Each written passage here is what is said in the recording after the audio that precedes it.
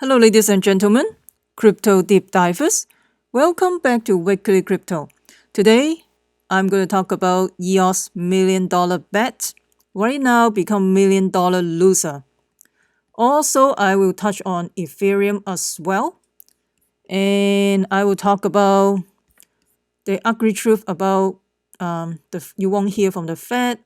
Binance will support the upcoming Ethereum hard fork. Just in case you are new to the channel, just to remind everybody that there's a airdrop, slam airdrop. So this is a EOS gaming dApps development. So the airdrop will be on January 17, 9 a.m. UTC time. Snapshot will be January 15, 9 a.m. UTC time. So in order to get this airdrop, you have to air grab the token. So you're using the mid.1 to air grab. So air grab is not free. You have to pay RAM to air grab. In case you're interested, you can click the link below. Also, Tron bet, you can mine the NT token. So basically, in order to mine the NT token, you have to play the games and all that. So I noticed that if you roll 1 or 2 times or 3 times, you most likely will not lose. But if you keep on rolling more than 2 or 3 times, most likely you're going to lose. So let me know how is your experience with the Tron bet game. Is that how you guys experience the same thing as well? If you're interested, you can click the link below. Also, Tron Dice, they also giving out dividend as well. And also, you can stake your token to earn additional dividends. If you're interested, you can click the link below as well. I think this game is really similar. Like if you keep on playing and playing, you eventually is going to lose. I think you just play 1 or 2 times, you're going to win. I think there's some algorithm and all that. So let me know what's your experience with this game. I would like to hear from you. Also, BetDice is giving out lucky draw. I think they stopped giving out lucky draw for people who keep on rolling every 24 hours. So if you're still a newbie, you can still get those free EOS. So don't miss out on this free EOS. Also, you can stake your token to earn additional payout. So don't forget to stake your token. Also, once in a while, you go to your balance to claim your payout. If you're interested, you can click the link below as well. So let's talk about the $1,000,000 bet.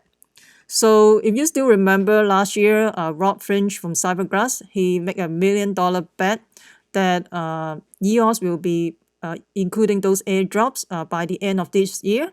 EOS will worth $1,000,000. But right now with the bear market and all that, he lost the bet. Now he created a video called $1,000,000 Loser. You can check out this video. It's pretty interesting. And let's touch on Ethereum quickly. So Ethereum, you can see there's a Ethereum USD short position has been building up, and this was building up since January, beginning of January. I missed that this building up as well, and you can see there's a price pump as well since beginning of January because of the holiday. I missed that too. So maybe in the future you can take a look at something like that just to remind yourself. And let's talk about the Ethereum upcoming hard fork. So this is basically an upgrade from proof of work to proof of stake. And also they're doing Binance is going to support this hard fork. And if you have Ethereum in your hardware wallet or my crypto or my Ethereum wallet, you don't have to do anything. So this is just an upgrade basically from proof of work to proof of stake. Also, they're going to upgrade about some smart contract, and then you have to pay less gas fee and all that. If you're just a regular user, basically you don't do anything. And the next stop, we're going to talk about the ugly truth. You won't hear from the Federal Reserve. So basically, recently the market has been like collapsing and all that, the stock market, because of the QT, which is quantitative tightening. So basically, the market advanced for the last decade, for the last 10 years, is basically a game of artificial liquidity. And central banker has been pumping all this money to pop up the market, and this is not an organic growth. And there's a zero evidence that markets can make a sustained new high without some sort of interventions with the central bankers. And if you still remember with the financial collapse of 2008, they implement the QE1, and followed by in November 2008. And then also with every major correction, there has been some major central banker intervention. You have QE2, you have a twist, you have QE3, and so on. And when the market tumbled in 2015 and 2016, global central banks, they basically have the largest intervention effort in history, with over 5 trillion between 2016 and 2017. And this is a grand total of 15 trillion in central bank balance sheet. Those are basically dead. Because this is at the courtesy of course, with the FOMC, ECB, which is the European Central Bank, BOJ, which is Bank of Japan. And you can see the balance sheet has been growing, like from 2008 has been building up. Right now, they are trying to tighten the market. And so when did the global central bank balance sheet peak? Basically, earlier 2018. So when did the global market peaks? Basically, it's January 2018, right? And also, you can see that also with the, so this is also the Federal Reserve, the fund rate. You can see it's almost a zero. Right now, they're going to, they have been increased the interest rate and all that. And because with the tax cut coming to the U.S. economy in early 2018, and also with the buyback from those major companies like Apple, they buy back their own stock and all this popping up the market. And basically they basically ignore the beginning of a quantitative tightening. But now all has changed because interest rate has been rise for more than 4 times last year. And also another thing is in September 2018, for the first time in 10 years, FOMC just in the FOMC meeting, just they removed one little word from the policy statement, say accommodative. So they removed this accommodative thing from just one word. The federal increase its QT program, which is quantitative tightening. So when did the U.S. market peak? Which is September 2018.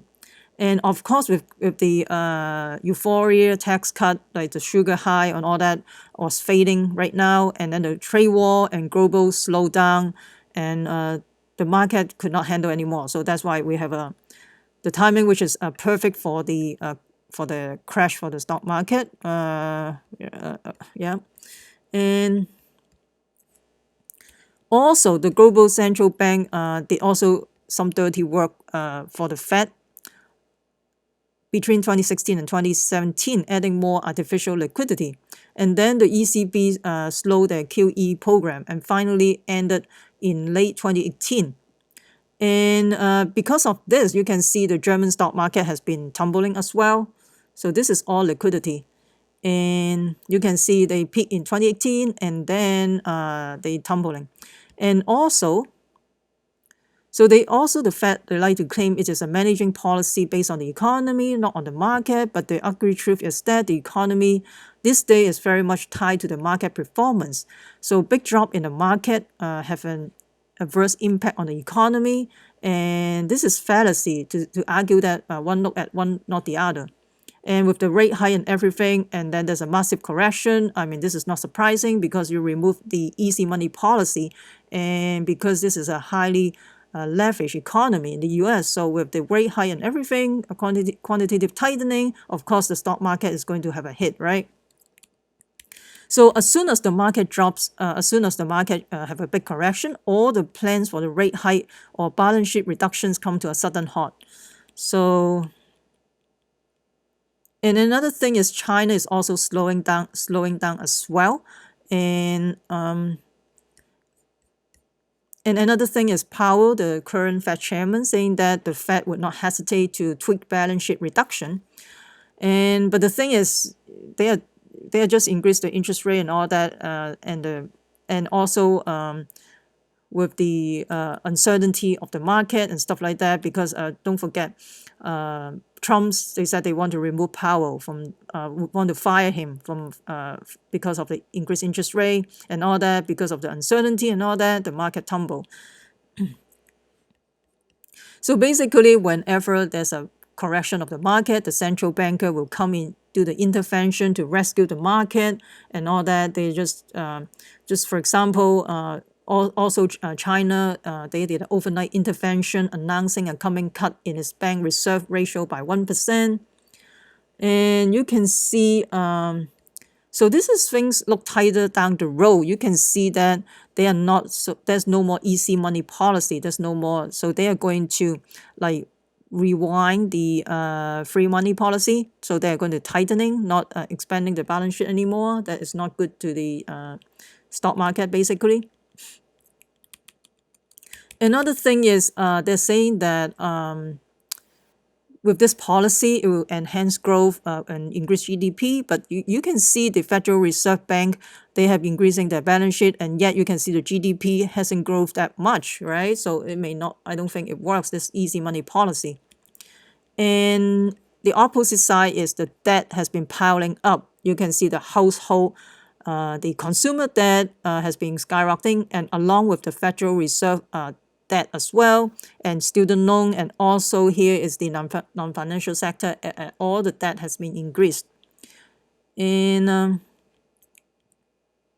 so corporate debt has doubled since 2007. Government debt is expanding, and no end in sight. Is almost is basically risen by another 2 trillion in the first 2 years of the Trump administration. So the take on this article is basically the free market price discovery would require a full accounting of the market bubble and the reality of the structural problem which remain unsolved. And also, the central banker, they keep on, the central banker exists to prevent the consequences because of the financial crisis. They are basically, whenever there's a financial crisis, they just pump liquidity to the market. They don't allow the bank to fail, and they also give license to politicians to avoid addressing structural problem as well. And basically, the market forces, with each time they keep on pumping the liquidity to the market for nothing, and basically they're kicking the can down the road. So they're rolling an even bigger problem later. And each successful recovery keeps the illusion alive, but the jingle is getting tighter and tighter each time around, and require even lower interest rate before the monster return. In the meantime, debts keep piling up while each recovery produce, because they're printing all this money and to pump the market and produce less and less organic growth. Basically, every time there's something wrong with the market, they pump liquidity, and then there's some recovery, but then this is not organic growth.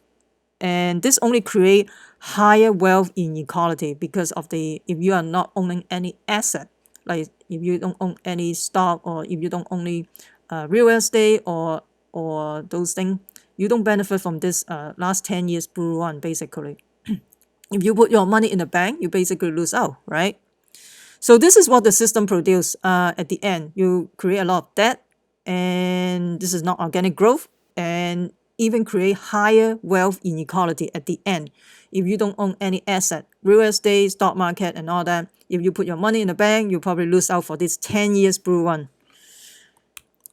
Please comment below. I would like to hear from you. What do you think about the Federal Reserve doing the QE1 quantitative easing back in 2008 after the financial crisis to prevent the big bang to fail, too big to fail. Right now, they're trying to do the quantitative tightening. And what do you think? Do you think they should continue do tightening, or they should continue easing and then keep the bubble rolling? Please comment below. I would like to hear from you. And also, please comment below what do you think about the EOS $1 million bet. And I would like to hear from you as well. If you found this video helpful, please smash the like button and subscribe to my channel. Also share with your friends. So please comment and share, subscribe. Please hit the like button if you find this helpful. That will help out my ranking in YouTube, and I will continue to provide quality video for you guys. Also, you can follow me on Twitter as well. If you have already subscribed, make sure you hit the notification bell so you don't miss out the upcoming airdrop, giveaway, or token swap. Remember, crypto deep divers, we the people take control of our money. Stay wise, stay safe, peace. I'm not a financial advisor. Investing in cryptocurrency or ICO has inherent risk. Please use your due diligence.